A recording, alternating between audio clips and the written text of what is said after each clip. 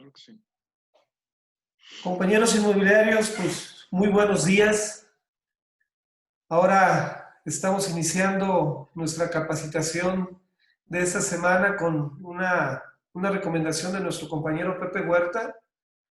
Tengo el gusto por ahí de conocer al contador Juan Pablo Ramírez Berrueta. Él es Kairos. Kairos es su consultoría fiscal y financiera. Él es licenciado en Contaduría Pública y Finanzas, máster fiscal por la Universidad de Guanajuato, coach certificado por el Instituto Tecnológico de Estudios Superiores de Monterrey y miembro activo del Instituto Mexicano de Contadores Públicos de Guanajuato. Como te comentaba, contador, esta plática pues creó mucho interés con nuestros compañeros y la verdad te agradezco mucho tu tiempo. Los compañeros inmobiliarios pues queremos seguir conociendo parte de nuestro trabajo, parte para hacer bien las cosas, ¿no? Que eso es lo más importante. Entonces agradezco mucho tu ayuda. Al final de cuentas, como lo platicamos, pues nos harán llegar las preguntas, yo te las leo. Igual si alguien quiere participar, pues con todo gusto. Así es de que adelante, contador, y muchas gracias. Bueno, pues antes que nada, los agradecimientos de mi parte. Primeramente, a tu persona, Luis Eduardo Tejeda, como en tu calidad de presidente de esta red de agentes inmobiliarios, REDAI. Les agradezco mucho me reciban en su casa para platicar de un tema que yo sé que conocen, pero que podemos profundizar, ¿no? Que es el tema de los impuestos inmobiliarios. Igualmente agradezco a la mesa directiva, a tus compañeros, la que tú presides, y a mi estimado Pepe, que me hizo favor de contactarme y recomendarme para esta charla. Espero llene sus expectativas y saquen algo positivo de ella. Una vez pasada la presentación, pues me gustaría entrar en tema, ¿no? Y el tema es impuestos en operaciones inmobiliarias. Y la primera pregunta al plantear este tema sería, bueno, ¿qué impuestos se causan en una operación de enajenación de bienes inmuebles? Y a mí, en principio, les diría que son 4, ¿no? El impuesto sobre la renta, que es un tema federal, un impuesto de tipo federal. El impuesto cedular, que es un impuesto local. El impuesto al valor agregado, que también es federal. Y el impuesto sobre adquisición de bienes inmuebles, que es un impuesto nuevamente local. Los puse en ese orden porque de alguna forma me parece que es el orden en el que afectan a las operaciones inmobiliarias. Vaya. Primeramente me tengo que preocupar de mi impuesto sobre la renta, que una vez ocupándome del impuesto sobre la renta, indirectamente me voy a estar ocupando de mi impuesto cedular. Y luego, en un segundo momento, ver qué puedo hacer si es que algo se puede hacer con el IVA o con el INSABI, el impuesto de adquisición de bienes inmuebles. Son impuestos en donde podemos, digamos, intervenir menos, pero al final del día sí hay una que otra cosita que se puede hacer al respecto. El ISR, a ver, es el impuesto más importante. Es decir, suele ser el costo mayor para quien vende, para quien enajena un bien inmueble. Suele ser la preocupación principal de quien se decide a enajenar el inmueble, más allá de los honorarios del notario, ¿verdad? Te dicen los impuestos, pero en realidad están pensando en el impuesto sobre la renta. Suele ser donde más trabajamos, suele ser el impuesto que puede tirarles una operación en la mesa del notario, no me dejarán mentir, esas cosas suceden, por no haberlo platicado, al igual que el IVA, porque luego muchas veces el IVA lo perdemos de vista, sale hasta la mesa del notario y ahí puede generar un problema. Yo estoy convencido de que una buena operación de enajenación, sobre todo cuando el monto es interesante, debe de planearse con antelación. Muchas veces el tema de los impuestos se trata hasta la notaría y creo que debe ser parte de la negociación, debe tratarse antes, incluso debe considerarse al momento de establecer el precio idóneo de venta del inmueble. ¿Para qué? Para que la persona no se sienta afectado en las ganancias que pretende una vez firmada la operación o ella al momento de la firma de la operación. ¿Qué pasa? A todo mundo nos pasa, ¿no? Hacemos cuentas acá en el imaginario de decir, bueno, pues con lo que yo venda voy a pagar acá mis deudas y voy a comprarme el carrito y me voy a llevar de vacaciones a la familia, no sé, ¿no? O voy a comprar este otro inmueble, pero antes de venderlo, el vendedor ya está planeando lo que va a hacer con los ingresos que va a obtener. Entonces, creo que resulta muy importante, certero y que agrega valor el que más o menos pueda conocer con cierta certeza la realidad del ingreso que va a obtener. Es decir, viejo, lo vamos a vender en los 3 millones que pretendes, pero te va a costar 300,000 pesos de impuestos. Desde ahorita te lo digo, entonces vete calculando para gastarte 2,700,000 pesos. Para las personas morales, cuando enajenan bienes inmuebles, es el 30% de la utilidad en la venta del inmueble. Y esta utilidad se determina restando del precio de venta el valor de libros del inmueble y se paga junto con el impuesto sobre la renta de la empresa. Es por eso que en estas operaciones el notario no interviene, ¿sale? Se mezcla y ahí de alguna forma perdemos total control o injerencia en lo que puede dar el impuesto sobre la renta. Sin embargo, si ustedes tienen una operación donde están asesorando a una persona moral, pues les recomiendo que él vea previamente con su contador cuál es el valor en libros para que puedan estimar cuál será el efecto de esa venta en las utilidades que pueda reportar ese ejercicio la empresa. En el caso de las personas físicas es donde se vuelve mucho más interesante. En el caso de las personas físicas se va a calcular no con una tasa, sino con una tarifa.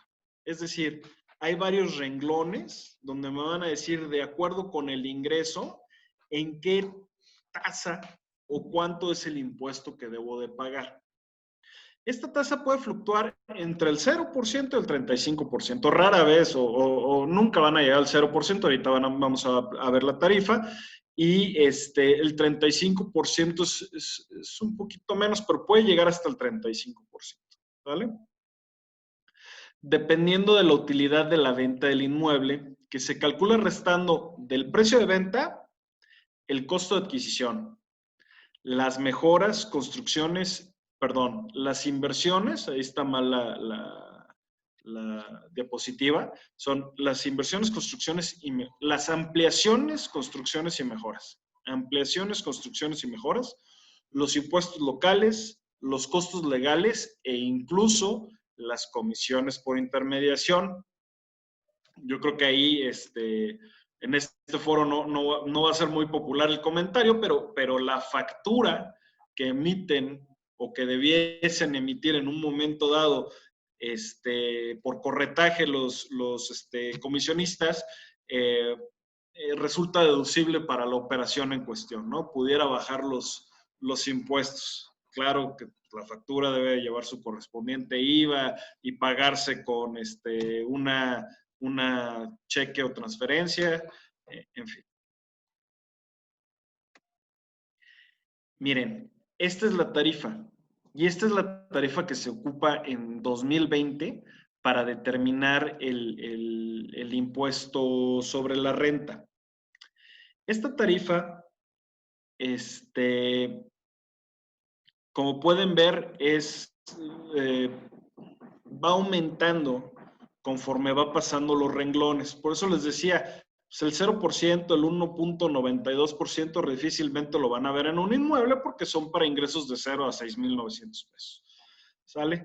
Normalmente vamos a andar por acá, en estas zonas, desde los 290 a 400, y por aquí pueden estar viendo los porcentajes que se les aplican. Sin embargo, no es exacto. ¿Por qué? Porque hay una cuota fija. Me van a poner el límite, lo voy a calcular decidiendo si el precio de venta se encuentra entre el límite inferior y el límite superior. Es decir, si yo voy a vender un inmueble en 890,000 pesos, estaría cayendo yo en el renglón cuyo límite inferior es 874 y límite superior es 1,166,000. Aquí estoy, por lo tanto, voy a tener cuando menos una cuota fija de 210,000 pesos y voy a estar pagando sobre el 32% del excedente de los 874. El ISR de las personas físicas, como lo venía diciendo, lo cobra y lo entera el notario. Lo paga, lo entera. Cuando decimos lo entera, quiere decir que está pagando el impuesto de alguien más. El notario público, salvo en el caso del que el vendedor tenga una actividad empresarial. Cuando el vendedor tiene una actividad empresarial, se considera como una persona moral, es decir, él tiene que hacer el cálculo de su valor en libros. Aquí quiero hacer una precisión. Oye, si la persona que tiene actividad empresarial va a vender su casa, entonces él calcula su impuesto, no. Es decir, no basta con que la persona tenga actividad empresarial, también va a tener que declarar en la escritura que ese inmueble pertenece a la actividad empresarial, es un inmueble que utiliza para su actividad empresarial. Su casa habitación, evidentemente, normalmente no jugará parte, porque muchas veces el notario te dice, a ver, tráeme la constancia de situación fiscal, ve actividad empresarial y dice, ok, él calcula.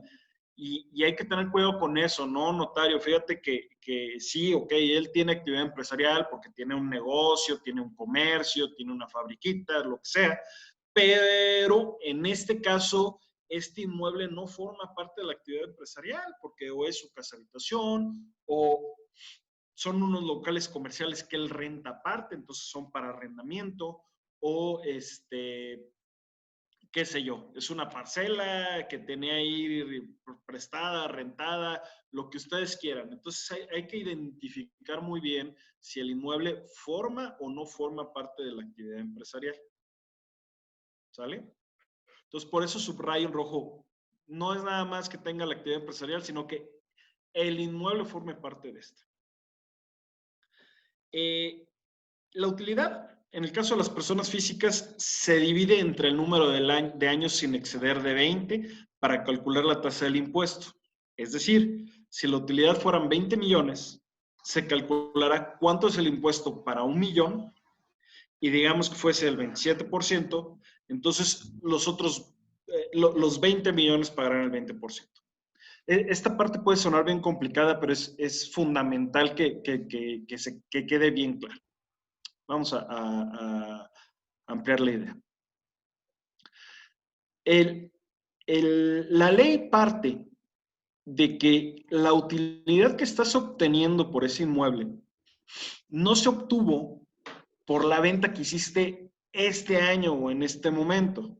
Es decir, esa ganancia es producto de tener la posesión, de ser dueño de este inmueble durante cierto número de años. A mí no me están pagando 20 millones sobre el precio que yo pagué de un día para otro. Digo, si lo hacen, padrísimo, ¿no? Este año ganaste 20 millones de pesos. Pero la realidad es que normalmente es porque ese inmueble, ese rancho, ese lo que sea, tiene 15, 10, 20, 30 años en mi posesión o a lo mejor en el de la familia, ¿no? Era la casa del abuelo que luego le pasó al hijo y hoy el nieto decide venderla y se fue heredando, heredando, heredando. Entonces en su momento costó 3 pesos Y hoy, debido al crecimiento de la mancha urbana, debido a que ya pasó una avenida, debido a, qué sé yo, se revaluó tremendamente el inmueble y me van a pagar 100 millones de pesos. Entonces, la ley entiende que esa ganancia no se obtuvo en un año. Entonces te dice, perfecto. Una vez que tengas la ganancia determinada, divídelo entre el número de años en que tuviste o que fuiste dueño del inmueble, limitado a 20. ¿Por qué 20? Eso decidieron los legisladores. ¿Por qué no pusieron 30 o por qué no pusieron 15? No es algo que yo les pueda informar en esta sesión, pero sí tiene un impacto importante, porque como ustedes vieron, voy a retroceder un poquito, es una tarifa progresiva. Entonces, si yo tengo una utilidad de 3,5 millones de pesos, pues en principio yo tendría que estar pagando sobre el 35%. Pero si resulta que tengo 20 años con el inmueble, entonces esos 3,5 millones, al dividirlos en 20 años, me va a dar 175,000 pesos. Entonces, de estar en este renglón del 35%, me voy a ir al cálculo del renglón del 21,36%. ¿Para cuánto voy a calcular el impuesto? Para 175. ¿Sobre cuánto voy a pagar? Sobre los 3,5 millones. ¿Sale? O sea, voy a hacer mi cálculo y voy a decir, mira, me va a pagar 3 pesos, lo cual quiere decir que es el 21%. Bueno, después multiplico mis 3,5 millones, que es mi utilidad, por el 21%. Pero siempre pues, creo que queda muy claro la diferencia entre pagar el 35% o pagar el 21%. Por eso es muy importante la antigüedad del inmueble. Entonces, como dato, oye, voy a vender un inmueble, perfecto, ¿desde cuándo lo tienes? El antecedente. Y sobre todo el antecedente es desde cuándo lo tienes comprado. Es que me lo heredó mi papá hace 2 años. Bueno, no. Entonces, ¿cuándo lo compró tu papá? Es que a mi papá se lo heredó mi abuelo hace 6 años. Bueno. Entonces, ¿cuándo lo compró tu abuelo? Mi abuelo lo compró hace 15 años o 25 años en 3 millones de nuevos pesos. Perfecto. Ese es mi antecedente. Allá. ¿Sale? Ese es mi costo de adquisición.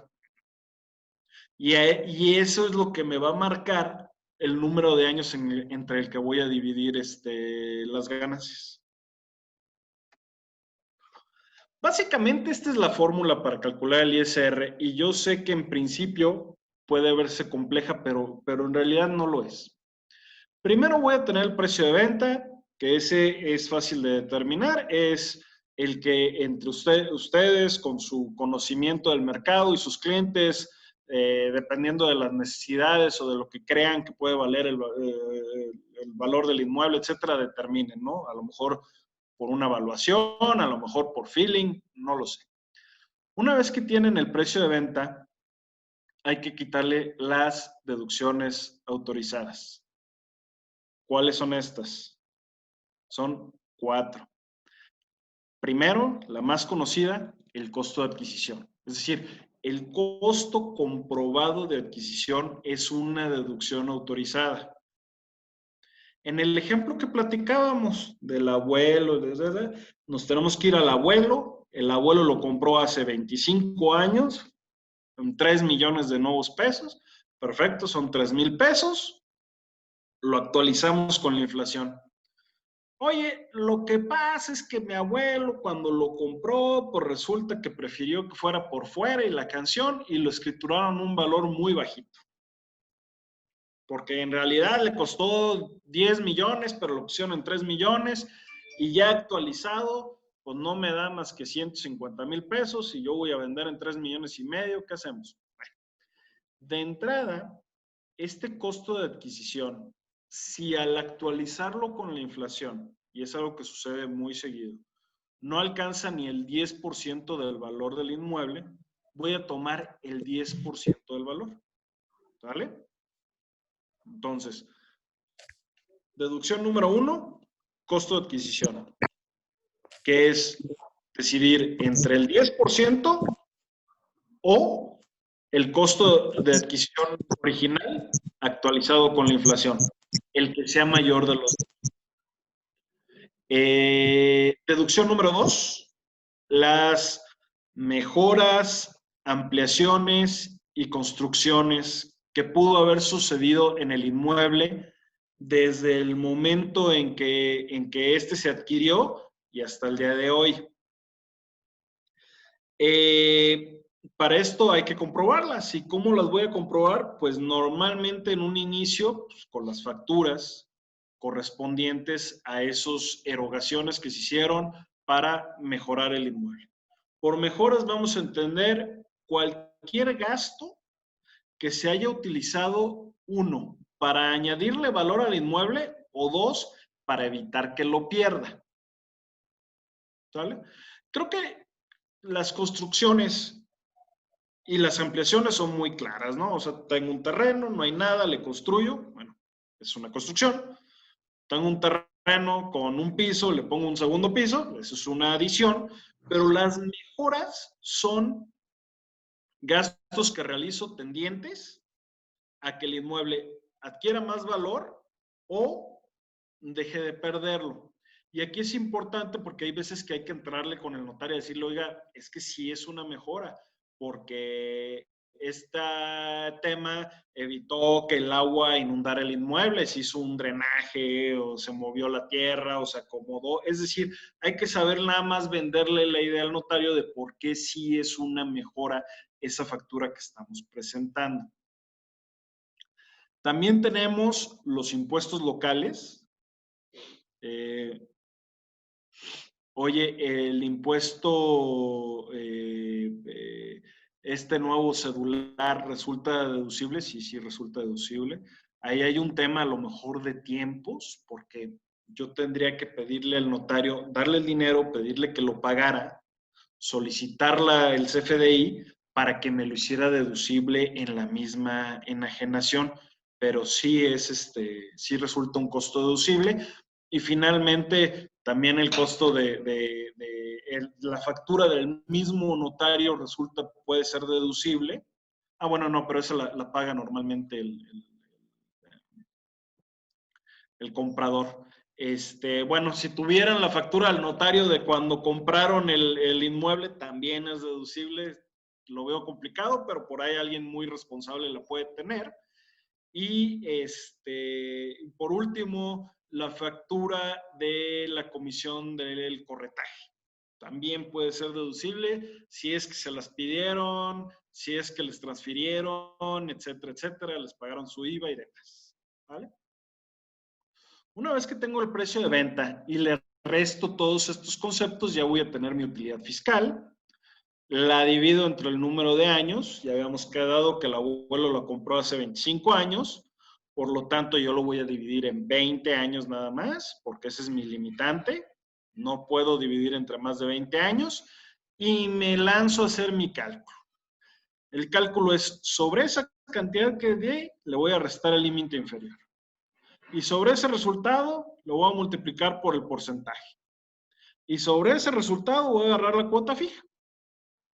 Y ese es mi ISR para un año. Y ustedes me dicen, oye, ¿y eso de dónde? Pues bueno, regresamos a la tablita de acá y van a ver que aquí está el límite inferior, aquí está la cuota fija y aquí está el porcentaje. Entonces, una vez que tenga yo la utilidad determinada, resto el límite inferior, me ubico, ¿no? Ah, pues estoy en este renglón, habíamos quedado en el del 21.36.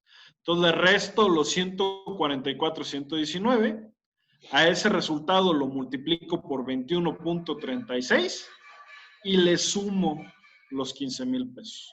Yo sé que no es su labor calcular los impuestos y creo yo que tampoco es necesario que lo determinen exactamente, ¿no? Pero si hacen este procedimiento, ya le pueden dar una idea más o menos al cliente, decir, ¿sabes qué? Pues los impuestos van a andar por aquí, por allá. Incluso Si ven que es una cantidad importante, pues ya se puede empezar a pensar en hacer estrategias para bajar el impuesto sobre la renta. Como les decía, deducciones autorizadas, costo comprobado de adquisición, nada más para resumir. 2, el importe de las inversiones hechas en construcciones, mejoras y ampliaciones. 3, los gastos notariales, impuestos y derechos por escritura de adquisición y de enajenación, así como el impuesto local por el ingreso por enajenación de bienes inmuebles. Como ustedes saben, este impuesto no existía, pero existe a partir de este año y es un costo importante. ¿Sale? Se ha constituido en un costo importante, ha encarecido el mercado de bienes inmuebles en el estado de Guanajuato. Ojo, todo esto siempre y cuando sea pagado por el enajenante, es decir, el que vende. Serán deducibles los pagos efectuados con motivo del avalúo del bien inmueble también. Y las comisiones y mediaciones pagadas por el enajenante con motivo de la adquisición o de la enajenación de bienes. En esta lámina tienen una lista de todo lo que se puede restar del precio de venta. Aquí está. Oye, ¿todo esto requiere tener factura? Sí. Para que esto sea válido, cada uno de estos debe de tener su CFDI y además haber sido pagado con cheque o transferencia. Claro, el notario no se mete tan a fondo, tú con que le exhibas el CFDI es más que suficiente, pero no olvidar que el notario solo es un obligado solidario, es decir, el responsable del pago de los impuestos finalmente es el contribuyente. El pago que realizamos en la notaría es un pago provisional que después el contribuyente tendrá que reportar en su declaración anual. Entonces, no lo perdamos de vista porque en una auditoría al contribuyente, el contribuyente no va a poder decir, es que el notario me dijo que, no, a ver, espérame, aquí está el costo de adquisición, no tienes FDI o sí tienes FDI, aquí están las inversiones hechas, aquí está tu CFDI, por lo tanto, es importante guardar la documentación de las ventas realizadas, porque normalmente pues sale la nueva escritura, esa nueva escritura se le entrega al comprador y el vendedor se queda chiflando en la loma. Es importante documentar las operaciones por las cuales recibimos ingresos, cualquiera que éstas sean. Máxime cuando se vende un inmueble, que suele ser un ingreso importante y parte del patrimonio del vendedor. Todas estas deducciones tienen mecánicas de actualización por la inflación.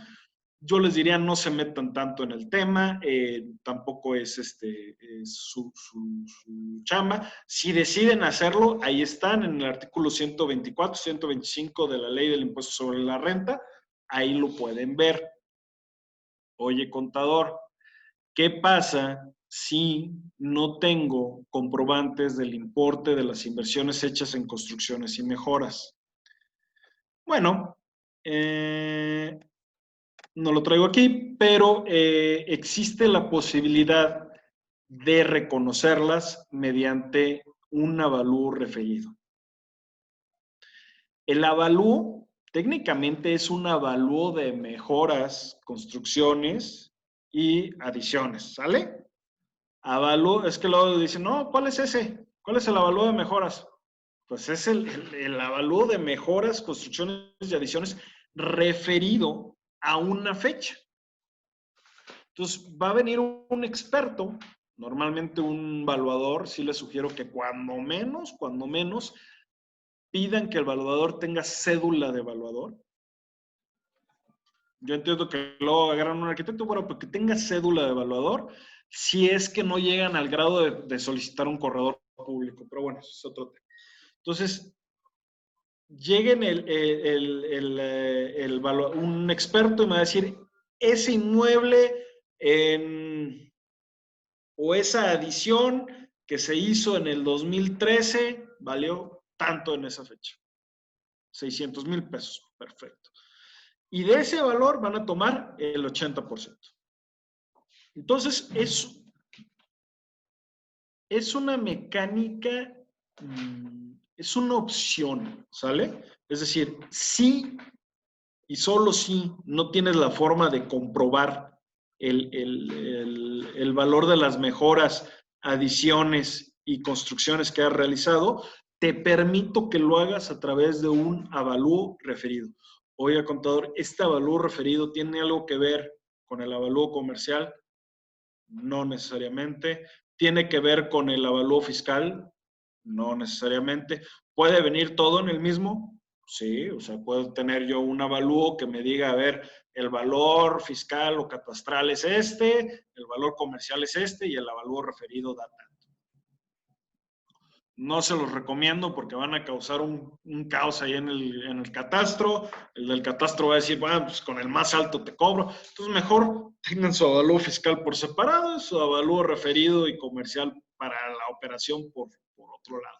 Si es que deciden por cuestión de impuestos realizar varios avalúos. A veces es conveniente, no lo pierdan de vista. O sea, a veces vale más la pena pagarle al evaluador porque nos haga dos avalúos diferentes, que lo cual no es ilegal. Es decir, tener un avalúo comercial y otro fiscal, y en el comercial tener un valor referido, que tener que desembolsar el impuesto.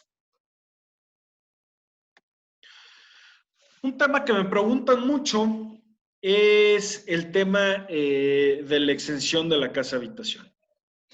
Bueno, tenemos que el contribuyente puede exentar su casa habitación. La casa habitación es eso, como se escucha.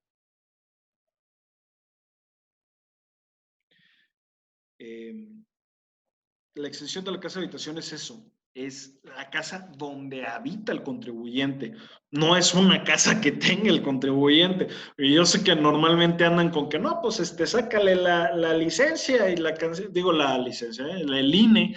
Entonces, nada más tengan en mente que teóricamente la venta o la exención es para la casa donde habita el contribuyente. Ese monto de exento puede ser hasta 700,000 UDIs al momento de la enajenación. Yo la calculé el 30 de agosto del 2020 cuando preparé cierto material y en ese momento eran 4,567,028 pesos con 90 centavos. ¿Cómo lo hacemos? Entro a Google, pregunto valor de la UDI, busco el valor de la UDI para el día o el último valor de la UDI, lo multiplico por 700,000 y con eso estamos hechos. Hay muchos temas ya particulares que pudieran ver, por ejemplo, en un rancho, bueno, está limitado la cantidad de tierra que puede ir alrededor de la casa para venderla como casa habitación, entonces a lo mejor hay que tener mucho cuidado de decir, bueno, la casa con las áreas que permite la ley da un valor de 2 millones de pesos, eso es lo que está exento y la demás tierra del rancho no lo está. Y nada más para tenerlo en cuenta, ¿no? ¿Con qué compruebo que este inmueble es donde yo habito y por lo tanto tengo derecho a exentarlo? Bueno, el reglamento del impuesto sobre la renta me da 4 opciones. 1, mi credencial del INE. 2, los comprobantes fiscales de los pagos efectuados por la prestación de servicios de energía eléctrica y telefonía fija. Ojo, los comprobantes fiscales, es decir, no el recibo, ¿sale? No el ticket que emite el aparatito de CFE, ¿no? El cefamático. Es el comprobante fiscal y el único comprobante fiscal que existe es el CFDI, que es comprobante fiscal digital por internet. Por lo tanto, para comprobar que tienen un CFDI, tienen que tener un archivo con extensión .xml. Para tenerlo hay que hacer el trámite en Comisión Federal para bajarlo, etcétera. Y no es tan ágil ni tan inmediato. Entonces, si hay alguien que, oye, voy a vender mi casa habitación, perfecto. Punto número 1, de una vez vete asegurando de tener el comprobante de la luz, si es que va a ser el que utilicemos para exentar, ¿no? Oye, o ve poniendo tu INE en esa casa, o no, les dije que no hicieran eso, ¿eh? O el estado de cuenta que proporcionan las instituciones que componen el sistema financiero por las casas comerciales o de tarjetas de crédito no bancarias. Es decir, necesitamos o el INE o el recibo de luz o telefonía fija, que luego a los notarios no les gusta mucho el de telefonía fija, o el de, sobre todo si su telefonía fija luego es de triple play, como que no queda muy claro. Entonces, si va a ser telefonía fija, pues que sea de Telmex. O el estado de cuenta bancario, también es válido, cualquiera de estos tres. Pero ojo, la documentación a que se refiere esta fracción deberá estar a nombre del contribuyente, de su cónyuge o de sus ascendientes o descendientes. Y el domicilio debe de coincidir. Revísenlo desde antes, evítense dolores de cabeza. Yo tengo el placer de asesorar a varias notarías y siempre, oye, contador, es que la calle se parece, pero es que el recibo de luz dice una cosa y no, la ley es muy clara y muy tajante. El recibo debe coincidir cuando menos en los elementos esenciales. O sea, oye, el código postal no coincide, pasa nada, pero el nombre de la calle, el número, la colonia están bien, vámonos, ¿no? Oiga, es que el nombre no está a nombre de él, está a nombre de su hija. No pasa nada, se los tienen que aceptar, ¿sale? Debe estar a nombre del contribuyente, de su cónyuge o de sus ascendientes y descendientes. No quiere decir que el cónyuge o el ascendiente o descendiente tenga que formar parte de la venta. ¿Ok? Ahora, brevemente, el impuesto cedular, como pueden ver, es una laminita muy sencilla. Vamos a tener el precio de venta, las deducciones autorizadas y la utilidad fiscal. Y una vez que llega la utilidad fiscal, lo multiplico por el 5% y ya acabé. Entonces, con mucho trabajo logramos bajar el impuesto sobre la renta y este impuesto no lo vuelve a subir tremendamente. No hay mucho que hacer, es el mismo trabajo, trabajar sobre las deducciones autorizadas y ni modo. Si el inmueble está en el estado de Guanajuato, vamos a tener que entrarle a esto. Oye, ¿cuáles son las deducciones autorizadas para el estado? Las mismas que marca la ley del impuesto sobre la renta. Luego entonces va a ser sobre la misma base gravable. Entonces, si yo ya entré aquí, hice mi formulita en el Excel, pues simplemente de aquí, del renglón de utilidad fiscal, lo multiplico por el 5%, se lo añado al ISR de la operación y ya tengo los impuestos de la operación, si es que es un terreno o una casa habitación. Si es otro inmueble, entonces tendremos que pensar en el IVA.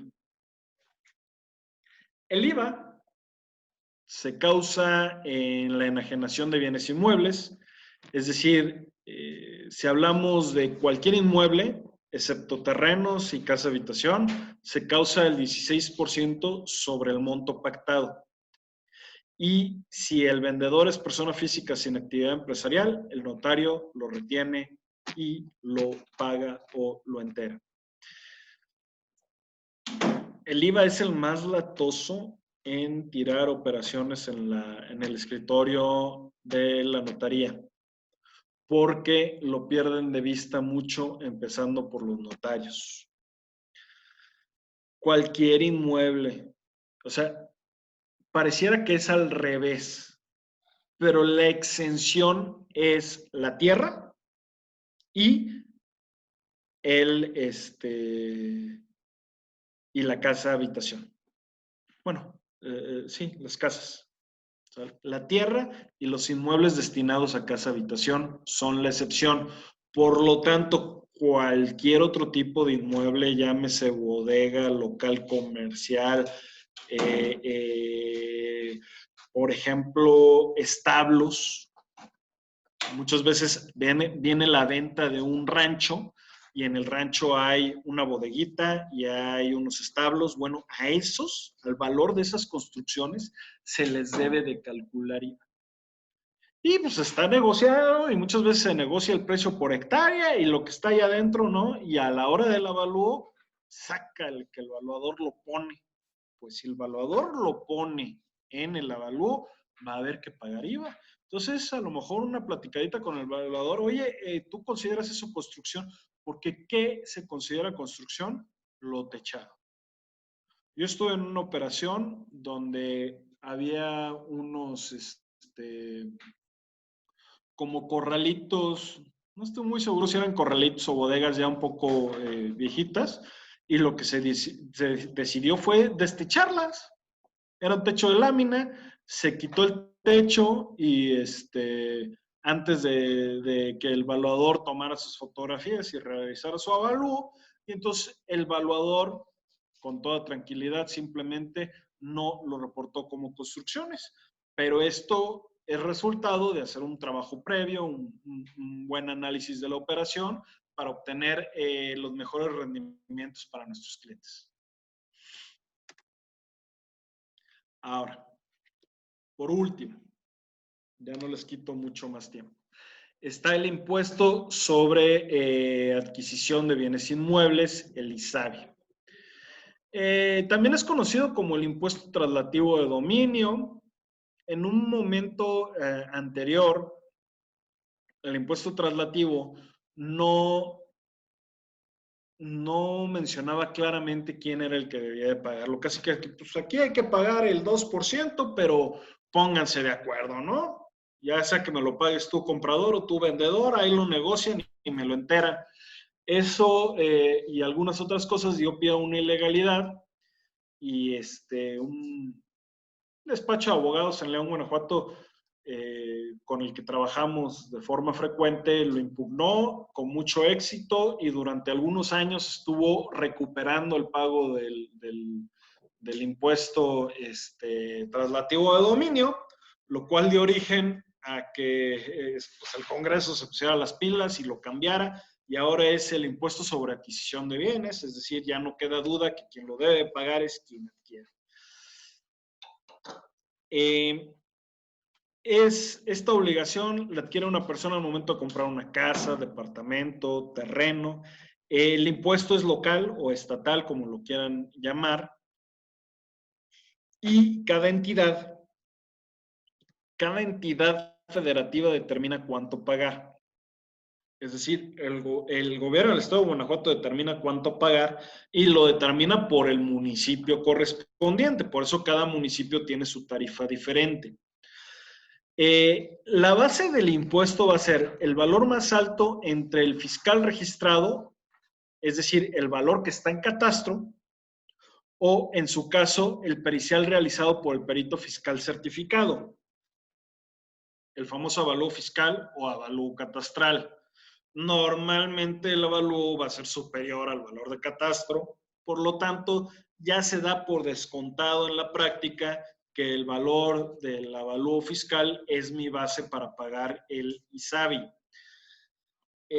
Y con esto quiero ser bien claro, el ISABI se calcula con la base de un avalúo de un perito certificado por el municipio, con las reglas de evaluación establecidas por el municipio. Por lo tanto, no tendría por qué afectar en nada a mi cálculo del impuesto sobre la renta. Muchas veces están ustedes analizando a qué valor pactar la operación en la escritura y andan buscando el valor del avalúo para evitar el impuesto sobre la renta de adquisición de bienes inmuebles. ¿Cuál es este? Cuando yo por alguna razón celebro un contrato de enajenación 10% por abajo del valor del avalúo o más, entonces se le cobra un impuesto al adquirente. ¿Por qué?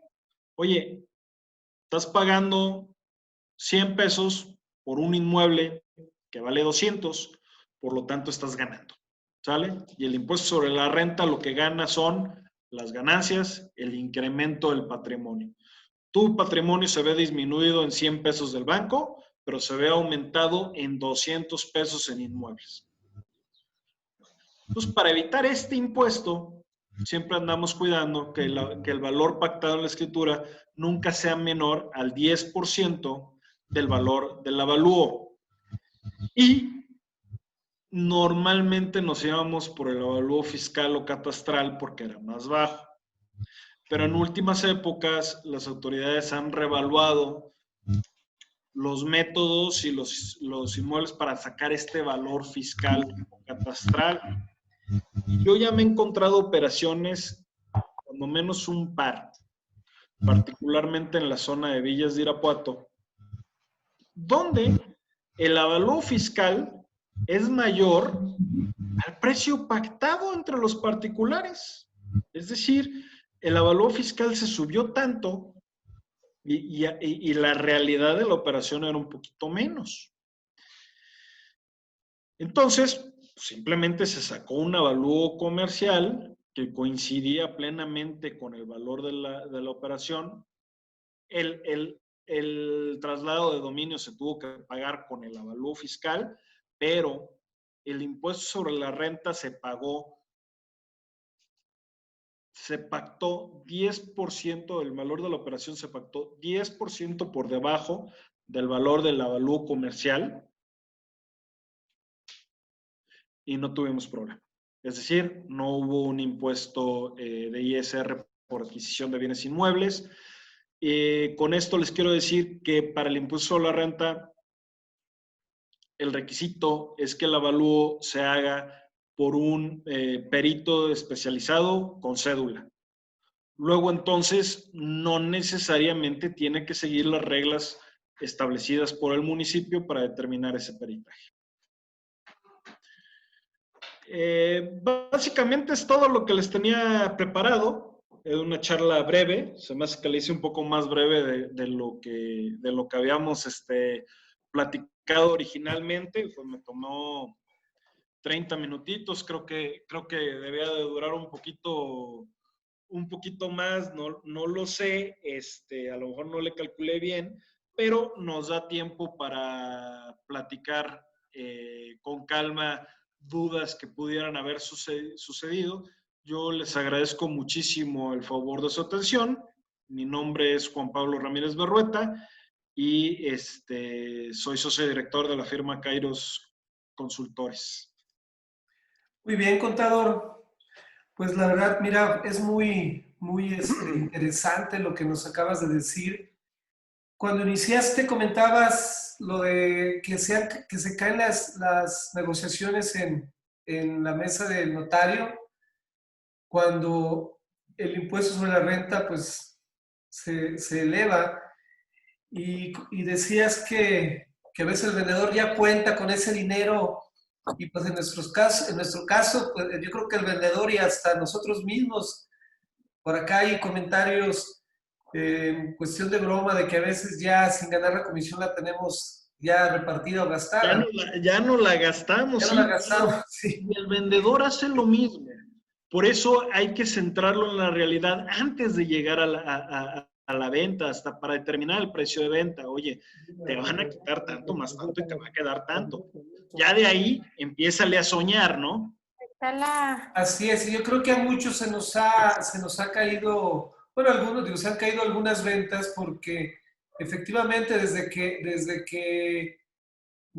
que iniciaste la plática, que nos lo comentaste, que queda directamente al vendedor, pues no, digo, también acá ya nosotros ya de repente ya tenemos distribuido algo que no nos hemos ganado y se cae efectivamente en mesa de la negociación, ¿verdad? Con Sí, el claro. notario, perdón, se cae. A todos Entonces, nos pasa, ¿no? O sea, es así una... es ese valor cómo calcularlo, yo creo que nos da una idea muy clara de cómo tener ese valor por lo menos cercano, ¿no? Yo creo que es muy importante ahorita, yo en lo personal lo que hago mucho es tratar de decirle al notario que nos pase ese impuesto para que el comprador lo conozca. En Ahora, cuest- la ventaja o el valor agregado de saber cómo calcularlo es poder tomar el cálculo del notario y decir, se puede mejorar. Así Muchas veces se es. puede mejorar, ¿no? Entonces, si más o menos entiendo decirle, oye, notario, ¿y qué pasa si mejor lo dividimos en dos? En fin, hay varias estrategias para pegarle un poquito. Oye, notario, pues aquí en las deducciones como que no estoy viendo tu factura. No, no sé, ¿sale? Correcto, y en cuestión del tiempo, no, contador, ¿cómo crees? Digo, al contrario, yo creo que nos diste un panorama básico de lo que son los 4 impuestos importantes. Así hay más tiempo para preguntar y que puedas apoyar a la gente. Por ahí está Pepe Huerta. A ver, Pepe, adelante, déjate activo aquí el audio para que nos preguntes, Creo que Pepe. ya, amigo. Adelante, A ver, ya estoy. Pepito. Sí, escucha, ¿verdad? Bueno, Bien, Pepe, Perfectamente. adelante. amigo, ¿cómo estás?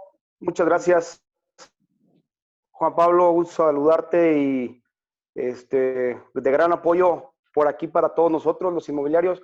Calcular CISR, el celular, todo lo que nos ha venido afectando en algunas operaciones, quizás, como dices tú, en la misma mesa de la negociación ya dispuestos a firma. Y los que no, pues, porque quizás ya también hemos tenido esa prevención, como dice Luis, de llevarlo en la mesa antes de mostrar, pues, ahora sí que la operación, ya tener una certificación de cuánto vamos a pagar. Ahora, te quería yo preguntar, amigo, la cuestión de los fraccionamientos. Los fraccionamientos a veces lo que hacen es venderte a meses o a años, ¿verdad? Sus productos, sus terrenos, o casas, por ejemplo. Tú puedes ir pagando eso mes con mes, haciendo un planteamiento, quizás decir, bueno, pues yo escrituro al finalizar el pago de la propiedad con una reserva de dominio. ¿En qué momento es el que se tiene que cobrar ese ISR? Al principio, cuando tú pactas los pagos, cuando tú, por ejemplo, dices, bueno, hablemos de un fraccionamiento Trento, que digo, voy a comprar un terreno, pero voy a pagárselo a Jardín en tanto tiempo, 7 años. Y termino de pagarlo a los 7 años. Cuando escrituro es cuando se cobra ese ISR cedular, o nos vamos a cuando se pactó y se inició la negociación de los pagos. Mira, depende del vendedor. Como les comentaba en su momento, el notario no es más que el pago que se hace en la notaría, no es más que un pago provisional. Normalmente, si vas a escriturar hasta el final, pues ese es el momento en que el notario va a exigir el pago. Si somos estrictos, el momento de la enajenación es el momento en el que se pactó. Por lo tanto, si ya lo pacté, yo debiera de estar pagando mi impuesto 15 días después, con independencia de si no estoy haciendo como se debe de hacer las cosas ante notario público, si no lo estoy haciendo en un contrato privado. En la práctica, la realidad es que el impuesto sobre la renta se paga en la notaría al momento de firmar la escritura. La escritura siempre va a traer la mecánica de pago, sobre todo ahorita por el tema de la UIF y la ley antilavado. Debe especificarse en la escritura cómo se pagó.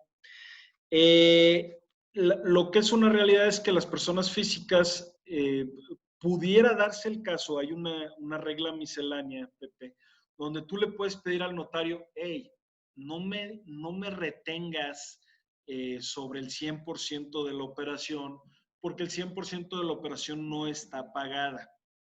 Reténme sobre, es decir, si ya estoy escriturando y ya voy con el notario, decirle, reténme solamente sobre el 25-30% que se pagó de enganche y yo voy a tener que pagar mis impuestos en el futuro. Sí hay una regla miscelánea que nos autoriza, no traigo el número de la regla ahorita, luego se los puedo pasar en un momento dado.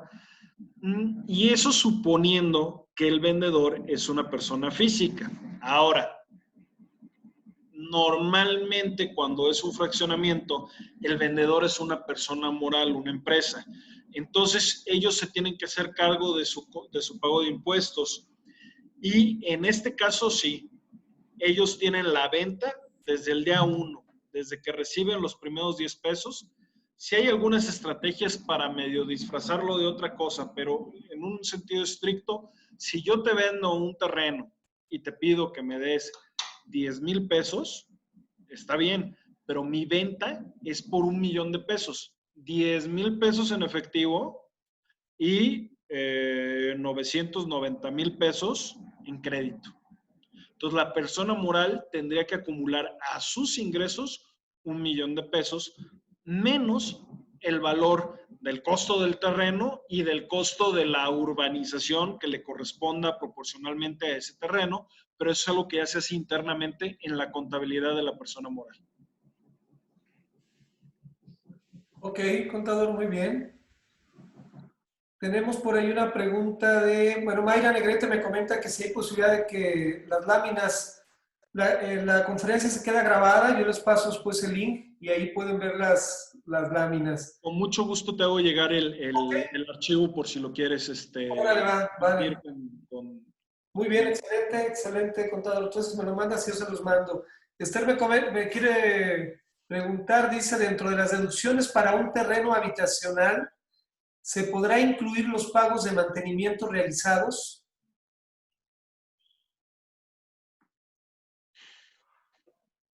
¿Cómo ves, contador? Yo creo que sí. Hay que tener las facturas, pero sobre todo hay que convencer al notario. Y la justificación es que el mantenimiento es un gasto hecho para añadir valor o evitar que pierda valor el inmueble. Creo que sí sería justo. Ok. Luis, buenos días. Adelante, José Luis, adelante. Buenos días, contador. Nada más para aclararte esta pregunta de Esther. Yo lo he hecho con terrenos de villas para bajarle el impuesto sobre la renta, con facturas de nivelación y de limpieza, y hemos logrado hacer buenas cuestiones por ahí. Obviamente, pues facturas de muchos años anteriores, de las que eran físicas, ¿no? Sí, es que la nivelación y no recuerdo el otro concepto que me mencionaste, son mejoras a los inmuebles, es decir, cualquier construcción, mejora o adición al inmueble puede ser deducible. El problema es que se hayan realizado, que se tenga el comprobante fiscal y que se pueda restar del valor, ¿no? Sí, obviamente con las facturas, ¿no? De hace varios años. De acuerdo. Adelante, Pepe, con la otra. Perusquía, ¿tienes? Gracias. Bueno, Sí. la puse por ahí en el chat, pero le pregunto ya directamente, contador. Yo tengo un caso ahorita de una casa que me dieron a vender. La verdad es que nunca he tenido la necesidad de con los recibos de la CFE, hacerle el cambio para la cadena de CFDI. ¿Me puedes orientar cómo hago ese trámite para poderle ayudar a mi cliente y que el próximo recibo salga ya con la cadena? Si te soy bien honesto, no lo sé hacer, o sea, nunca lo he hecho, pero sé que se hace en la página de CFE. Es decir, simplemente hay que entrar y creo que hay un link que dice solicitar factura y ahí pones los datos de tu recibo, etcétera, y se emite en el siguiente recibo.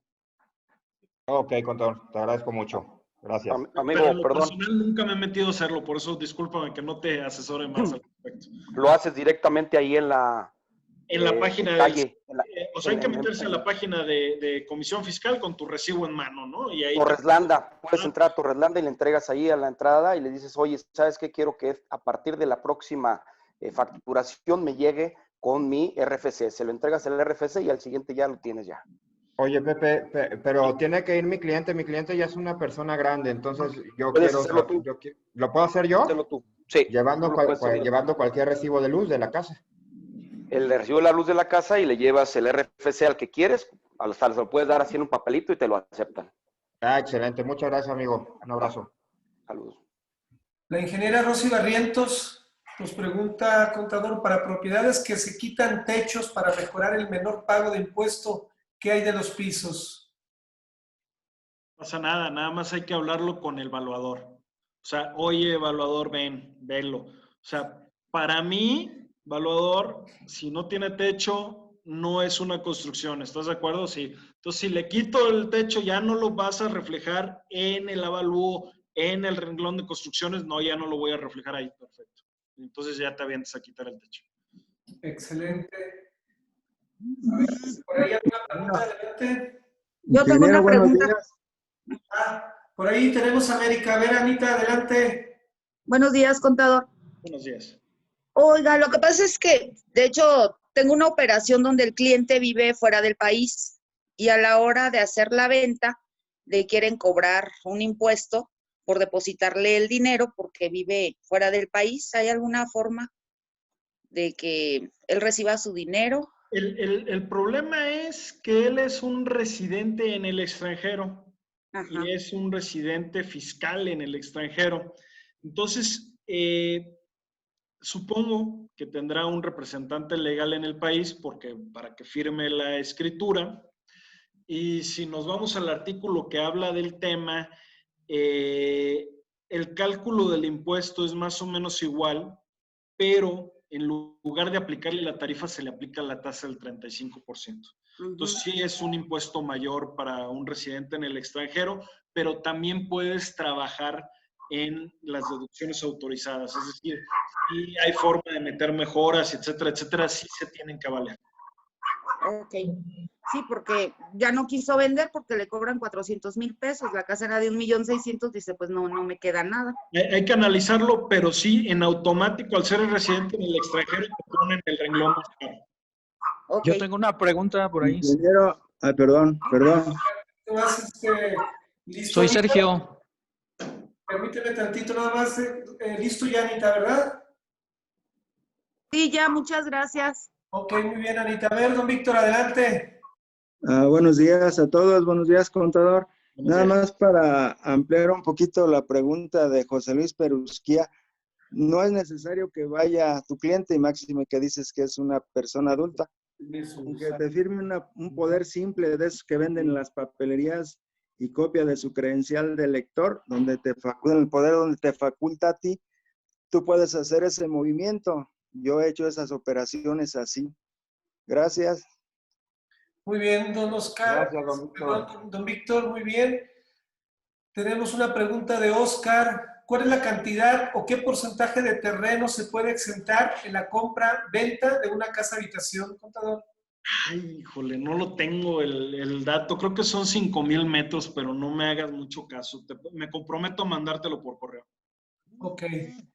Guillermo Holguín, en la pregunta de José Luis Perusquía, llamas por teléfono a CE y te piden los datos del RFC y en el próximo recibo de pago ya aparece registrado el recibo de pago con su CFDI, con su cadena original. Bueno, eso es para lo del recibo. Hay un terreno a nombre de 2 personas. Las facturas de gastos, ¿a qué nombre se solicitan? Cualquiera de las dos. Cualquiera de las dos. Muy bien. ¿Alguien más? ¿Qué tal, Luis? Por ahí, el licenciado Sergio. Sergio, muy bien. Adelante, Sergio, adelante. Oye, contador, buenos días y buenos días a todos.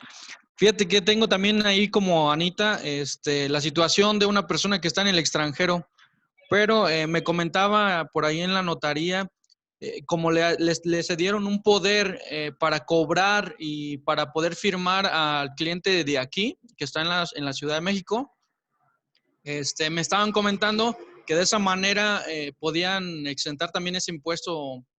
Como el dinero no se va al extranjero, se queda en México, creo, por ahí nos quitaban el impuesto. ¿Qué tanto sea cierto eso? No, a ver, el tema es, si el extranjero no tiene representante en México, lo cual es muy complicado porque si no, ¿cómo se firmaría la escritura? Te retienen una cosa así que espantosa como el 20% del impuesto. Ahora, cuando tienes la representación en México, el cambio es, el cálculo se hace normal. Es decir, voy a ver mi ingreso, mi costo, etcétera, etcétera, etcétera. Y nada más que en vez de aplicarme la tarifa, me aplican un poquito de castigo, me ponen la tarifa más alta. Pero eso ya de entrada reduce significativamente el impuesto. Ahora, exentarlo no se podría porque no puede ser la casa habitación del señor, porque pues, evidentemente si es residente en el extranjero, no puede justificar que reside en esa casa habitación. Ok, por ahí tenemos punto verde. No sé si sea Lupita o Agustín. A ver, Agustín o Lupita. Hola, buenos días, contador, buenos días, Luis, y a todos. Yo también tengo un caso, y vendí una casa de unos señores bueno, ellos viven en el extranjero. Ambos esposos son dueños. Él ya hizo, bueno, su credencial de lector de acá, y él va a poder venir. Y ella le dio un poder, pero en el poder menciona que ella está viviendo allá. Él supongo que no va a pagar impuestos, pero son esposos. ¿Cree que ella va a tener que pagar los impuestos? ¿De quién es el inmueble? ¿De los dos? De los dos, sí, de los dos. Sí, creo que sí. Creo que sí. Él va a tener su RFC y va a llegar al notario como si estuviera aquí, ¿correcto? Sí, exactamente, él sí. Y ella no puede venir, pero le dio un poder para que él la venda y haga lo que sea. Pero pues ella menciona en el poder que está allá, ese es el problema.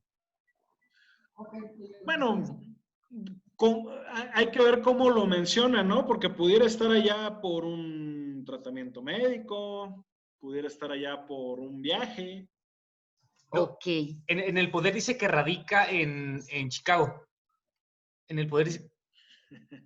No, pues sí, puede ser que si hay un problema, a lo mejor yo creo que merecería la pena checarlo con el notario previo a que el señor haga el viaje por si hay necesidad de hacer el cambio en el poder. Ok, perfecto, gracias. Muchísimas gracias. No, ¿de qué? Tenemos una pregunta de Gabriela Zúñiga. Saludos, Gaby. En el caso de primera enajenación de parcelas, ¿qué impuesto se paga? Si tiene edificada casa, habitación, ¿qué impuestos se pagan? Y si tiene naves o bodegas, ¿cuál sería? Si es la primera enajenación, tengo entendido que es exenta. No es algo en lo que yo me haya adentrado mucho. Si ya es, ¿cómo le llaman? Pequeña propiedad, entonces el impuesto es normal y tendríamos que irnos a lo que estuvimos platicando. Pero si es parcela y es la primera venta, está exenta de impuestos sobre la renta. Del IVA, creo que habría que pagar a lo mejor el IVA de las naves, nada más de la casa no. Ok. América nos pregunta, ¿y cuando es donación de una casa habitación, se pagan impuestos? ¿Perdón? Cuando es donación de una casa habitación, ¿se pagan impuestos? Depende. Si la donación es entre ascendientes y descendientes en línea recta, no. Si la donación, digamos, fuera entre hermanos, pues sí, hay una enajenación. Es decir, la donación para efectos fiscales es una enajenación, cambia el dominio. Habrá que pagar traslado de dominio, ese sí o sí, pero si la operación es, digamos, de padre a hijo, de abuelo a nieto, o al revés, no habría impuesto sobre la renta. Pero después, por ejemplo, se divorciaron y él le quiere donar la casa pues a la esposa. La casa estaba a su nombre y todo, y se la quiere dejar a la esposa. En ese caso es un pago de alimentos, de pensión alimentaria y también están exentos. Ajá, y entonces sí incluye ahí la casa. Sí, nada más los alimentos como concepto civil Sí. es alimento, casa, habitación, vestido, etcétera, todo lo que se necesite para darle la vida a sus hijos, etcétera, ¿no? Entonces, creo que nada más es cuestión de redactar adecuadamente la escritura para que se entienda que es el pago por pensión alimenticia pactado y sí, no debe tener problema. Muchas gracias. Muy bien, contador, pues creo que ya no tenemos más preguntas. Aquí Vanessa Millán, al vender unas hectáreas, el vendedor puede exentar impuestos. Déjame silenciar aquí. Te la repito, al vender unas hectáreas, el vendedor puede exentar impuestos, pues al vender terreno. No, bueno, puede exentar el IVA, porque pues, está exento de IVA, pero el impuesto sobre la renta lo tendrá que pagar necesariamente. Ok, muy bien. A menos que fuera una parcela que viniera de un ejido, entonces, pues sí, la primera venta está exenta.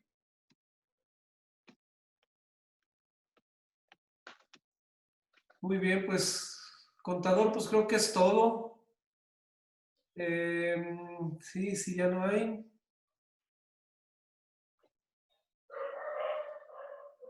Pues, contador, te agradezco mucho tu tiempo. Aquí tenemos ya tus datos.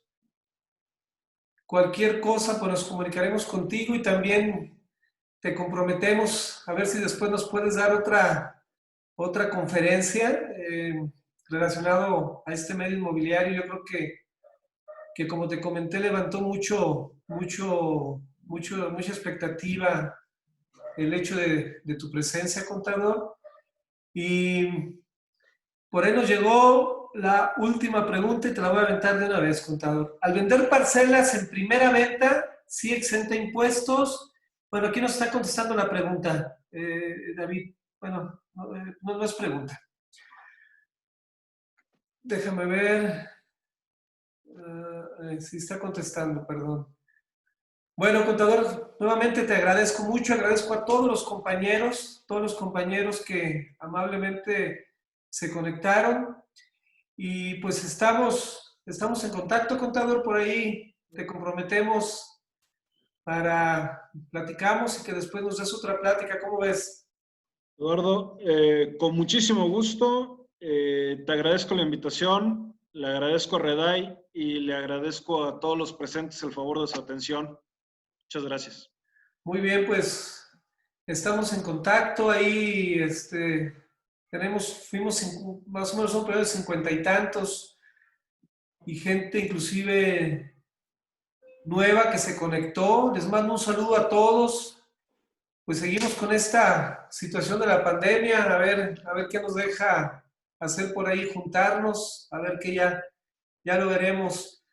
Un abrazo a todos, que tengan muy buen día. Les vuelvo a repetir, la conferencia se queda grabada ahí en los portales. En el portal de ratito que ya la bajé, les mando la liga. Ojalá puedan ver también todas las conferencias que tenemos. Ahí nada más creo que nos falta una porque no se grabó toda por un problema técnico que tuvimos. Y bueno, pues de parte de toda la mesa directiva de Reday, los sigo invitando a que vean esas conferencias. Nosotros queremos, pues entre más información les pongamos, yo creo que es muy importante. Nunca es suficiente la capacitación. A final de cuentas, pues la toma quien quiere, pero cuando tenemos de dónde agarrar cosas para aprender, yo creo que vale mucho la pena. Pues muchas gracias a todos nuevamente y un abrazo, y por ahí nos estaremos comunicando. Les mando las ligas y también les voy a mandar la liga para el portal de Reday. Igual puede entrar quien quiera, con mucho gusto queremos dárselos a todos. Un abrazo, gracias contador nuevamente y cuídense mucho. Saludos, Lizárraga, ánimo. Saludos por allá, Carlitos, creo que no sé si se anotó, yo creo que sí, hay muchos por ahí. Un abrazo, contador, cuídense mucho. Hasta luego, mucho gusto.